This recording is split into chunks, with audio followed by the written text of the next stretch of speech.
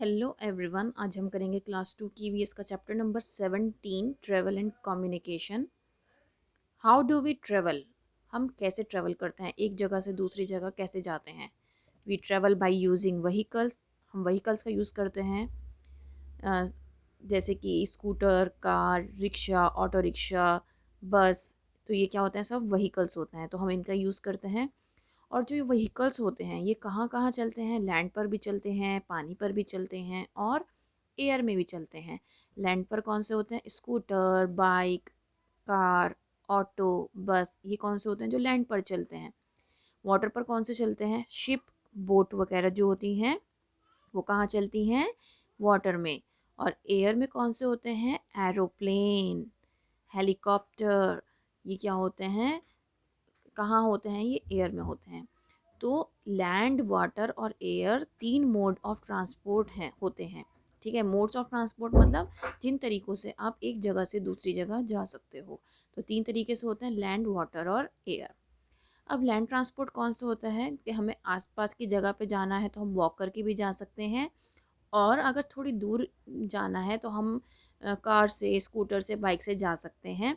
ठीक है, बस से भी जा सकते हैं। वैसे हमें ज़्यादातर पब्लिक ट्रांसपोर्ट का यूज़ करना चाहिए, क्योंकि पब्लिक ट्रांसपोर्ट यूज़ करने से हम पॉल्यूशन को बढ़ावा नहीं देते हैं।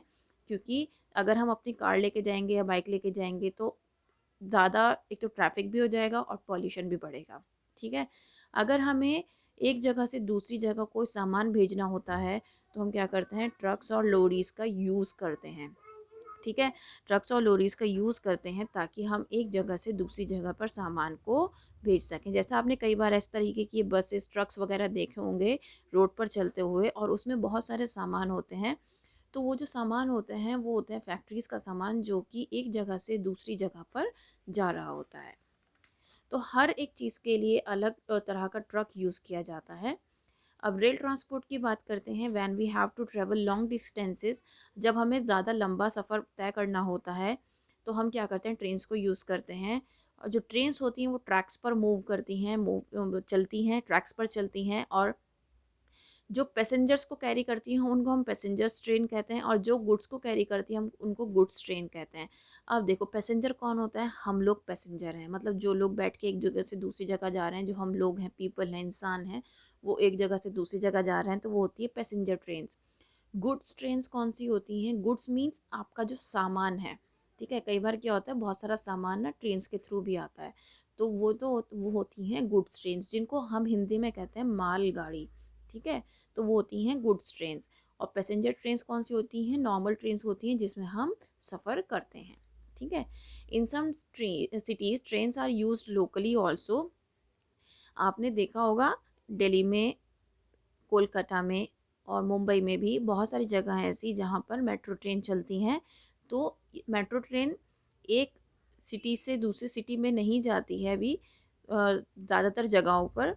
वो क्या करती है कि लोकली वो घूमती है, एक सिटी के अंदर ही, एक स्टेट के अंदर ही जो घूमती है, लोकल ही जो घूमती है, एक एरिया से दूसरे एरिया में पहुंचाती है, उसको हम कहते हैं मेट्रो ट्रेन।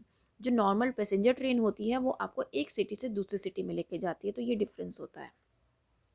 वाटर ट्रांसपोर्ट कौन से होते हैं, जैसे कार्गो शिप है, स्टीमर है, बोट है, ये क्या है, सब वाटर ट्रांसपोर्ट है।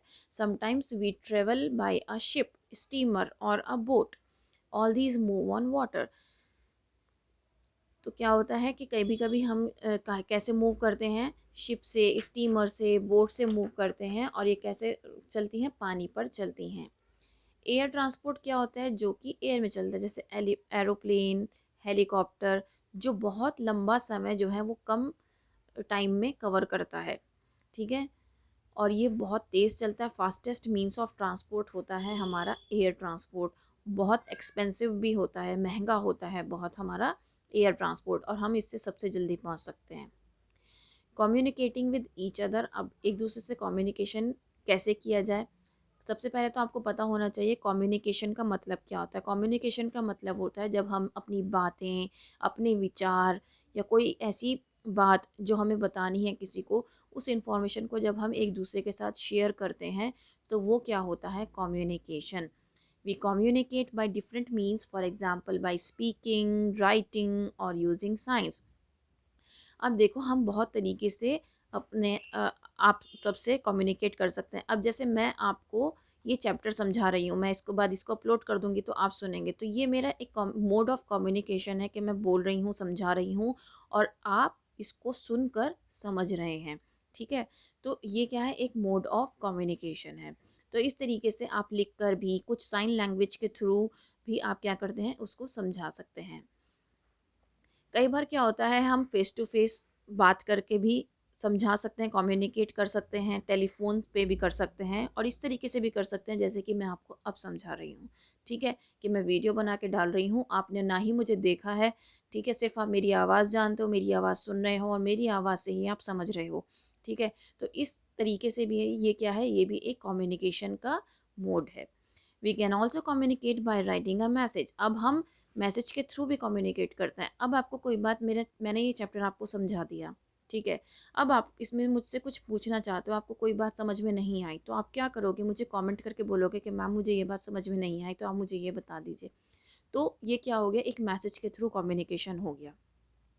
और कम्युनिकेशन कई तरीके से हो सकता है, आप मुझे ईमेल भी कर सकते हो, ठीक है? मेरी ईमेल आईडी आपके पास है, ठीक है? मेरी ईमेल आईडी ऑलरेडी चैनल पर डली हुई है, तो आप मुझे ईमेल करके भी बोल सकते हो कि हमें ये चीज़ समझ में नहीं आई है या हमें इस चीज़ की ज़रूरत है, आप हमें ये चैप्टर्स प्रोवाइड कीजिए, आप ये दीजिए। तो इस तरीके से आप क्या कर सकते हो, मुझे ईमेल सेंड कर सकते हो। और क्या कर सकते हो, आप लेटर्स भी लिख सकते हो, मुझे नहीं, किसी और को भी जिसको आप जानते हो, right? Some people who are not able to speak or hear use movement made with hands and head to express their feelings. अब क्या होता है, कुछ लोग ऐसे होते हैं जो सुन नहीं सकते, ठीक है? जो बोल नहीं सकते, तो वो क्या करते हैं, वो अपने हाथों से, हेड से, हेड मीन्स सर से, सर हिला के हाँ या ना में जवाब देना, या फिर अपने हाथों के मूवमेंट से क्या करते हैं, वो अपनी फीलिंग्स को, अपनी बात को एक्सप्रेस करते हैं और कम्युनिकेशन करते हैं एक दूसरे के साथ। इसी को हम क्या कहते हैं, साइन लैंग्वेज कहते हैं। साइन लैंग्वेज कौन यूज़ करता है, जो सुन नहीं सकता, जो बोल नहीं सकता, जिसको थोड़ी सी बोलने में और सुनने में प्रॉब्लम होती है, राइट? तो वो क्या करते हैं, साइन लैंग्वेज का यूज़ करते हैं। तो आपने सुना होगा, ब्रेल लिपि सुनी होगी, तो ब्रेल लिपि किन के लिए होती है? यहाँ पर सिर्फ हमने बोलने और सुनने वाली बात की है, ठीक है? लेकिन ब्रेल लिपि जो होती है वो जिनको नहीं दिखाई देता उनके लिए होती है, क्योंकि उसमें जो वर्ड्स होते हैं वो थोड़े उभरे हुए होते हैं, तो वो उसको टच करके देख सकते हैं और बता सकते हैं कि ये क्या वर्ड लिखा हुआ है, ठीक है? तो तीनों चीज़ों में कंफ्यूज मत होना, यहाँ पर सिर्फ स्पीकिंग और हियरिंग की बात की गई है।